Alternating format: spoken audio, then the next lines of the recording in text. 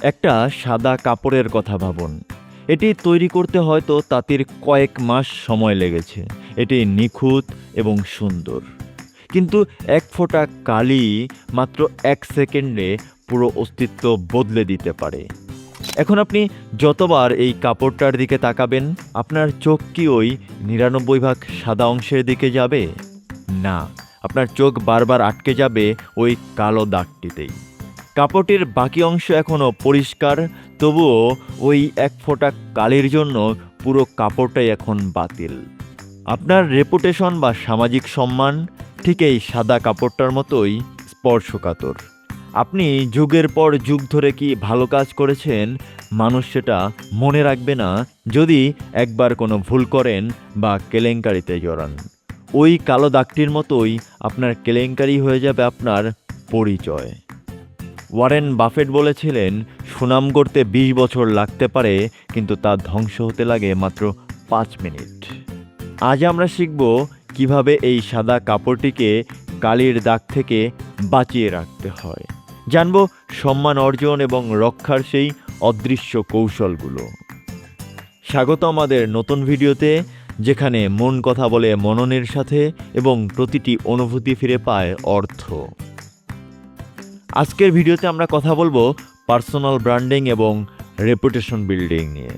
মনে রাখবেন, খ্যাতির ওপর আমাদের জীবনের অনেক কিছুই নির্ভরশীল।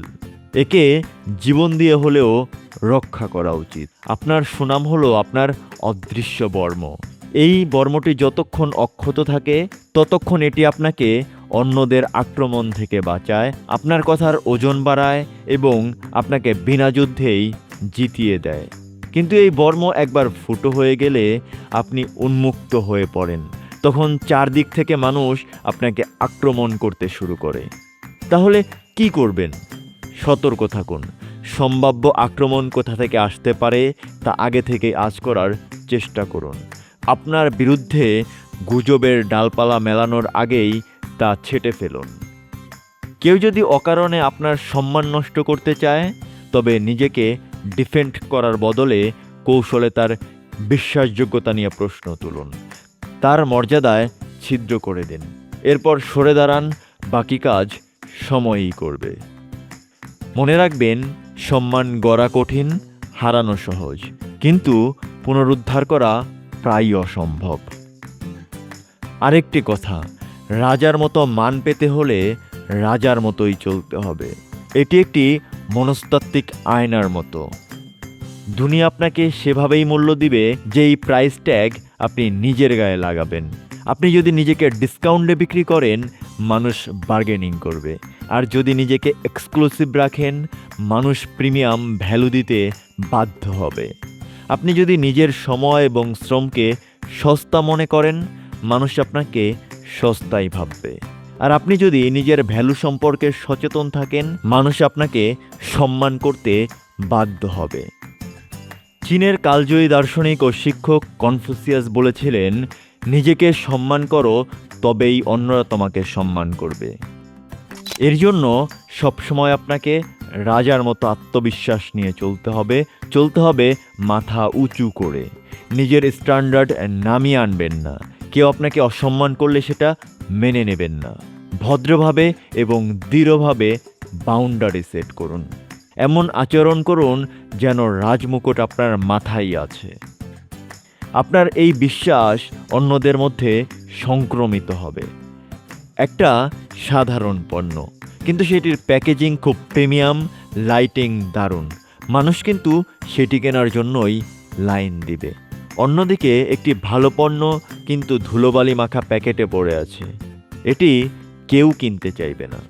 তাই আকর্ষণীয় প্রদর্শনীর ব্যবস্থা রাখতে হবে। মানুষ চোখে যা দেখে সেটাকেই তার ব্রেন সত্য মেনে নেয়। আপনার কাজ হয়তো দুর্দান্ত, কিন্তু আপনার বাইরের খোলসটা যদি মলিন হয়, তবে কেউ আপনার ভেতরের খবর নিতে আসবে না। এর জন্য আপনার পোশাক, আপনার বাচনভঙ্গি, এমনকি আপনার সোশ্যাল মিডিয়া প্রোফাইল, সব কিছুতে একটা নান্দনিকতা বজায় রাখুন। এমন কিছু করুন বা এমন কিছু বলুন যা মানুষ মনে রাখে। নিজেকে রহস্যময় এবং আকর্ষণীয় করে গড়ে তুলুন। মনে রাখবেন, মানুষ লজিকের চেয়ে ইমোশন এবং ভিজুয়াল দিয়ে বেশি প্রভাবিত হয়। নিজেকে একটা আর্ট ওয়ার্কের মতো উপস্থাপন করুন।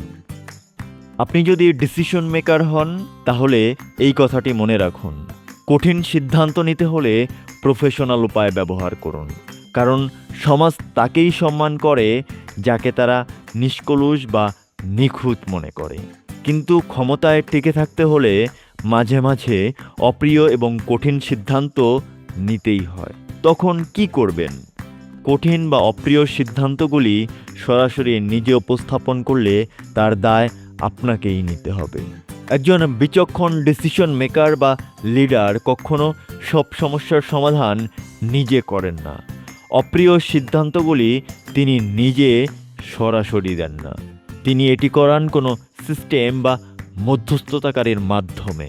কারণ এতে তার ব্যক্তিগত সম্পর্কগুলো নষ্ট হয় না, তার নিজের ইমেজ ক্লিন থাকে।